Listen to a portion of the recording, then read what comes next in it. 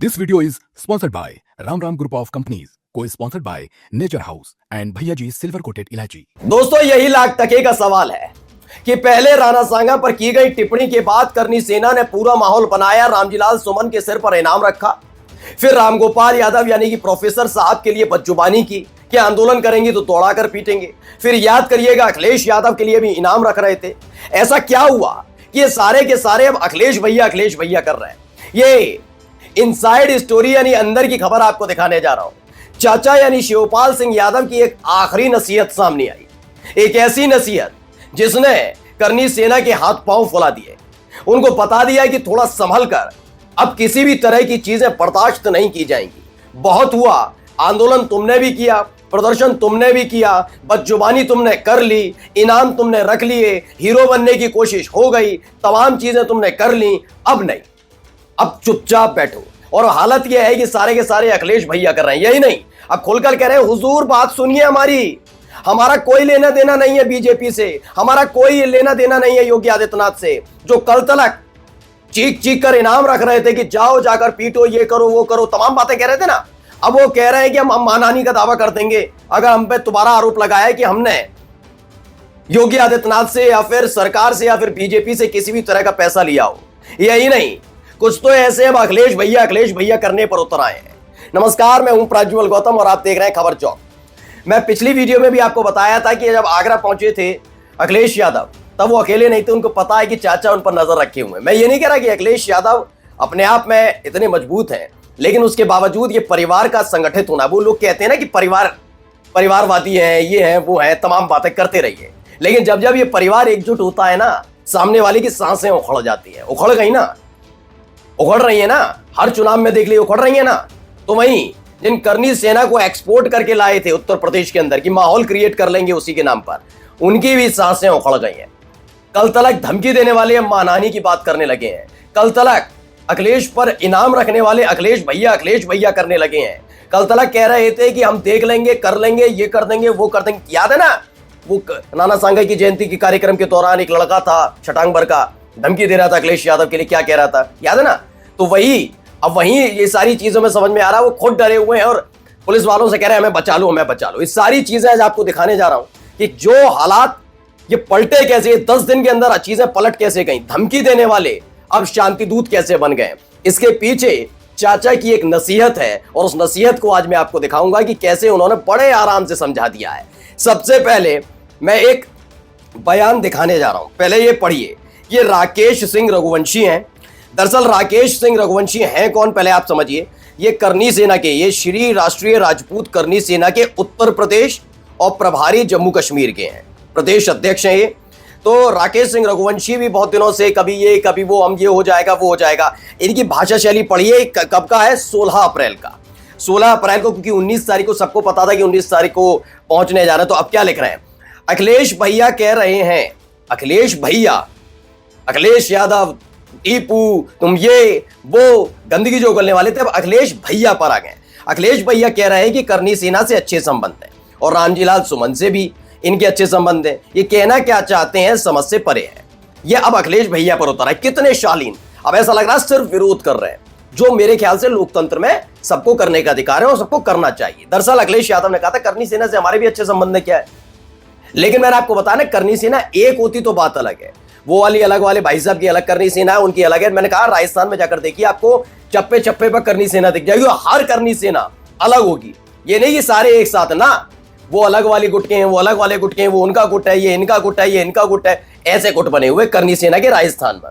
उत्तर प्रदेश में नहीं, उत्तर प्रदेश में ही कमान संभालने आए राकेश सिंह रघुवंशी। इनकी तो पहले भी मैंने आपको दिखाया था कि इस 14 तारीख को इन्हें बाबा साहब भीमराव अंबेडकर की याद आई थी, उन्होंने प्रतिमा पर फूल अर्पण, माल्यार्पण 10 तारीख को कर रहे थे। फिर 14 तारीख को इन्होंने क्या किया, अंबेडकर जयंती मना ली, याद कराया कि हम भी कितना मानते हैं। वो पता लगे कि इससे पहले ना 2024 में, 2023 में, 2022 में, 2021 में, 2020 में, यानी इनको कभी याद नहीं है अंबेडकर जी, तब अंबेडकर जी की जयंती कभी नहीं मनाई, क्योंकि इन्हें मालूम था कि जो शिवपाल सिंह यादव ने कहा है कि गुंडाई बर्दाश्त नहीं होगी, उसका तोड़ अगर किसी के पास है तो दलितों को साथ लाकर किया जा सकता है, क्योंकि रामजीलाल सुमन भी दलित हैं, ऐसे में दलित भी खुलकर साथ दे रहे हैं।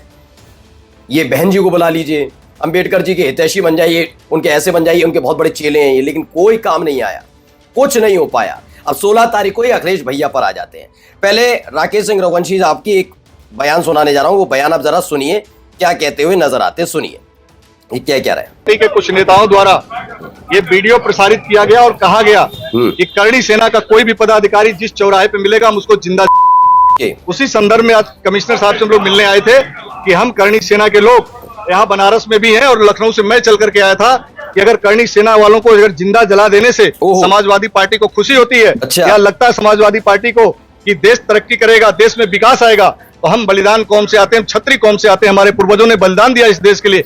अब इन्होंने कहानी पूरी सुनाई कि अगर ऐसे करके इनसे ये सब हो सकता है तो आप हमारे लिए वो कर लीजिए। सोचिए कौन है करणी सेना वाले, तमाम बयान दिखा चुका हूं ना, क्या क्या बदजुबानी कर रहे थे। अब सरेंडर मोड नहीं है ये, आप कह रहे हैं कि समाजवादी पार्टी की तरफ से धमकी दी गई और आप लोग क्या कर रहे थे, करणी सेना वाले क्या कर रहे थे, कैसे मैं फिर बता रहा हूं अपनी वीडियो में, फिर स्पष्ट कर दूं, करणी सेना का मतलब उत्तर प्रदेश के क्षत्रिय और राजपूत या ठाकुर नहीं है।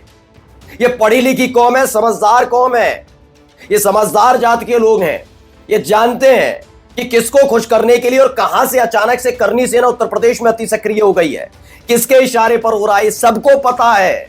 इसीलिए उन्होंने ज्यादा टेंशन नहीं ली। इसलिए 12 तारीख को राणा सांगा की जयंती के नाम पर जो कर रहे थे ना तमाशा, उस समय शामिल नहीं हुए सारे के सारे, वरना उत्तर प्रदेश के क्षत्रिय समाज अगर शामिल हो जाए और सिर्फ उतनी भीड़ नजर आए, कतई नहीं। आप भी जानते हैं क्षत्रिय समाज से, आप जानते हैं जिस दिन क्षत्रिय समाज खड़ा होगा, जैसे पुरुषोत्तम रूपाला के बयान पर खड़ा हुआ था, सांस से फुला दी थी बीजेपी की, लेकिन ऐसा हुआ नहीं हुआ। कौन सा बड़ा नेता नजर आया, आप मुझे बताइए, एक बड़ा नेता अगर आपको नजर आए क्षत्रिय समाज से जुड़े हुए उत्तर प्रदेश के, नहीं। अब ये लोग गए थे, इनके नेतृत्व में जो कुछ कार्यक्रम हुआ, उसके बाद क्या हो गया।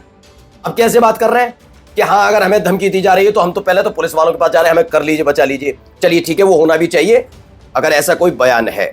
दूसरा, अब कह रहे हैं हम तो क्षत्रिय समाज से, अगर इससे देश का विकास हो, तो आपके बयानों से देश का विकास हो रहा था, देश का विकास हो रहा था कि जब अखिलेश यादव के लिए इनाम रख रहे थे। यह बात इसलिए आई है क्योंकि जहां ये खड़े थे वो पूर्वांचल का इलाका। पहले तो समाजवादी पार्टी की स्थिति को मैं क्लियर कर दूं क्या है। दरअसल समाजवादी पार्टी उत्तर प्रदेश में एक मजबूत पार्टी है, उसके अपने कई कार्यकर्ता नहीं, सैकड़ों कार्यकर्ता हैं, करोड़ों कार्यकर्ता हैं, स्पष्ट बात है ये। तीसरी सबसे बड़ी बात यह है कि अखिलेश यादव राष्ट्रीय अध्यक्ष हैं, और अगर आप शिवपाल सिंह यादव को देखेंगे तो अवध से लेकर पूर्वांचल का पूरा हिस्सा समाजवादी पार्टी का वही संभालते हैं। प्रोफेसर साहब पश्चिमी उत्तर प्रदेश संभालते हैं, ये है, आप पता कर लीजिएगा समाजवादी पार्टी के अंदर। अब ऐसे में जब ये पूर्वांचल पहुंचे तो उन्होंने देखा कि आगरा में तो शिवपाल सिंह यादव के बयान का असर हुआ ही हुआ, अब हम पूर्वांचल में तो बेचारे अब इस तरीके की बातें करते हुए नजर आ रहे हैं। यही नहीं, अब एक बयान और सुनिए जरा, भाई साहब मानहानि की बात कर रहे हैं, क्या कह रहे हैं सुनिए।